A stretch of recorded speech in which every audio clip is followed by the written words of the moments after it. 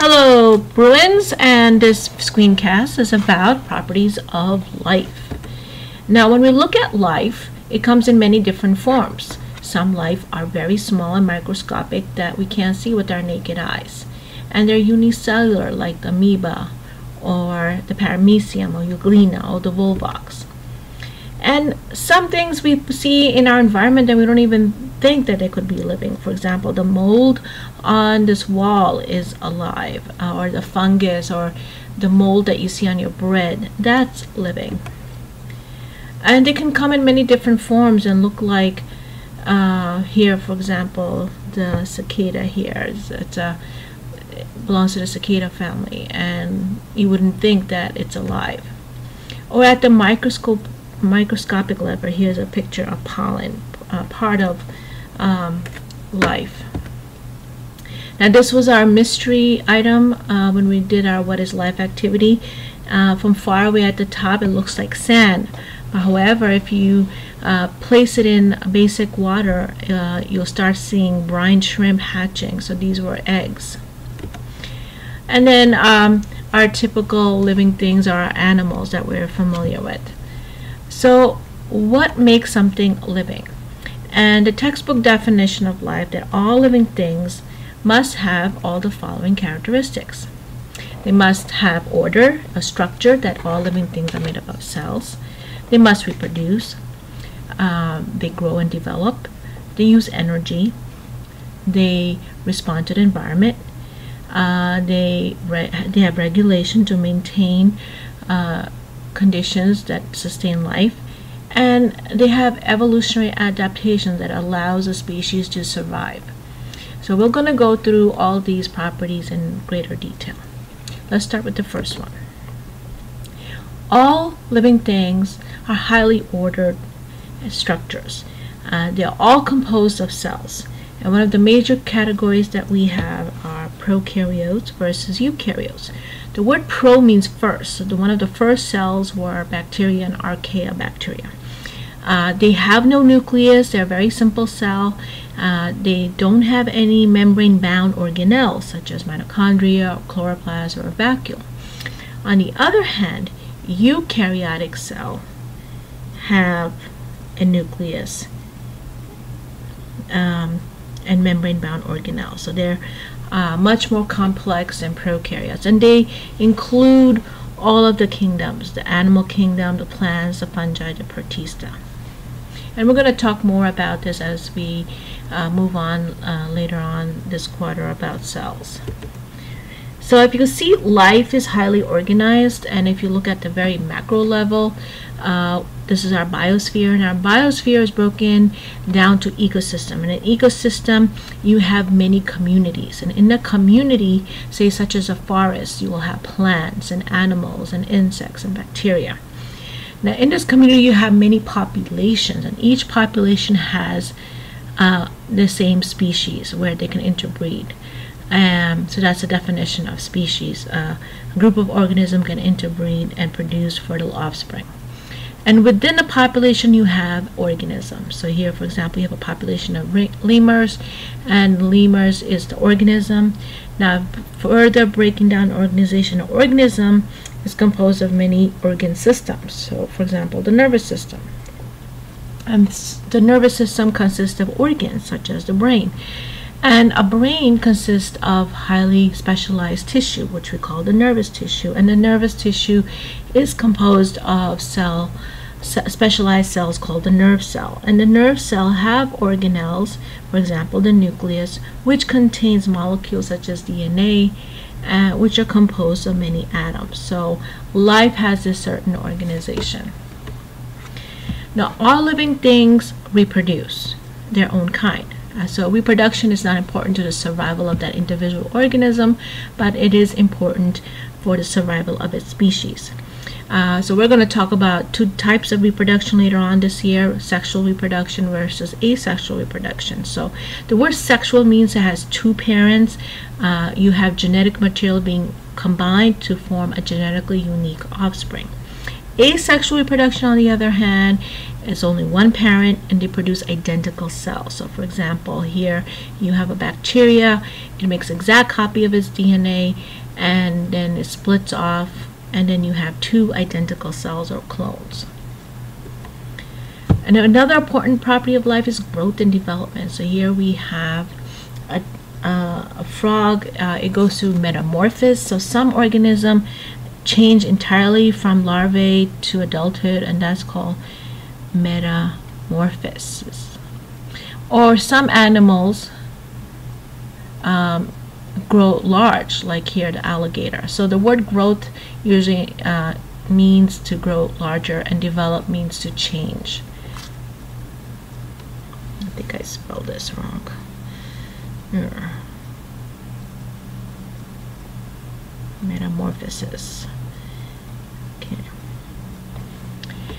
Properties of life. Energy processing is really important to life. You need a constant input of energy. Without energy, life would not exist.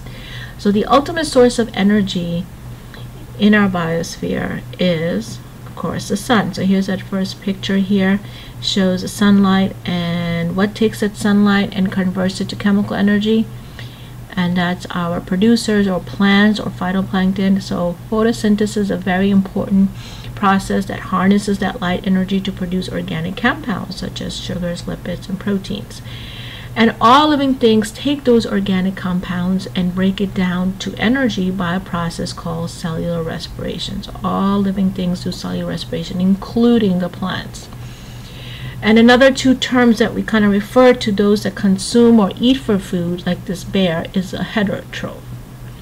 And those that produce their own food is called the autotrophs. The word auto means self. So, for example, plants and phytoplankton, which is found in aquatic biomes, or even there's photosynthetic bacteria. And in an ecosystem, we see that energy flows through the ecosystem. You got that energy flowing from the sun, our ultimate source of energy, and that energy is then harvested by the producers such as plants that take that carbon in the carbon dioxide and fixate it into organic compounds, releasing oxygen as a waste. And that chemical energy is stored in food, which we consume, such as animals, and break it down for energy. And whenever you're transforming one form of energy to another, we always lose it as heat. So it follows that universal law of thermodynamics that energy cannot be destroyed or created.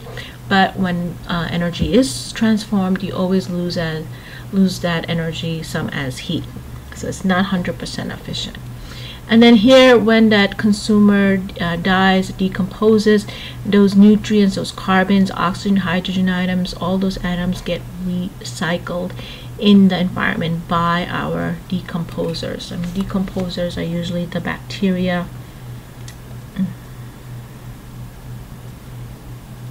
and fungi.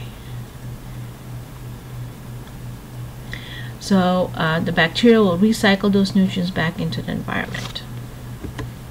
Now, all properties of life have DNA. So DNA is our hereditary material, that genetic material that is passed on from parents to offspring. So if you remember, DNA stands for deoxyribose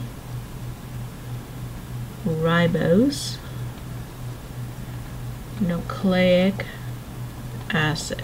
Oops. Funky pen. And we're going to talk a lot about this later on in detail about nucleic acids and how it carries that hereditary information. Now, all living things respond to the environment. That response can be caused by something called stimuli, and a stimuli is basically something that causes a response, such as light, touch, sound, taste, or temperature. Another very important property of life is regulation. So when we say regulations, there are conditions in an organism that needs to be in balance, and that word to maintain balance is the word homeostasis. and that means internal conditions are in balance. So what are some things that an organism needs to keep in balance? That is such as temperature, water, nutrients. So here, for example, when this individual is too hot, he starts perspiring and he starts having evaporative cooling, and that brings his body temperature down. And then on the other hand, if your temperature is too low, you start shivering, and to increase that body temperature. Now, another important property of life is evolution. It's important for a species to be able to survive, and those beneficial traits allow a particular individual to survive, and they survive to reproduce and pass those adaptive traits, and that adaptive traits over time accumulates in a population. So when we talk about evolution, we talk about change over time. So a change in a population.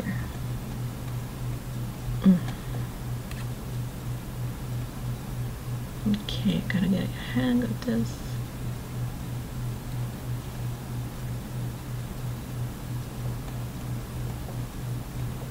Okay, a change in a population. So here, this is Charles Darwin. And Charles Darwin was one of the first who proposed that species change, and that all living things have a common ancestor. So we'll be talking about that next semester. So here, for example, you have barnacles, say on a beach, on a rock, and there's a dark environment, and birds feed on this. So this bird can see the light bugs better, so it'll feed on the light bugs, and over time you see the population of these bugs becoming much darker. So if you compare the first population to later on, you see it's become darker. So we say it's changed over time. So if you look at all the different living things, from bacteria, protists, plant, fungi, animal, they all have these properties of life. They all have that universal language, genetic code of DNA. They reproduce, they use energy, they respond to the environment, they reproduce, they maintain homeostasis. So they have all these in common, and yet they are diverse, and we'll talk about their diversity later on.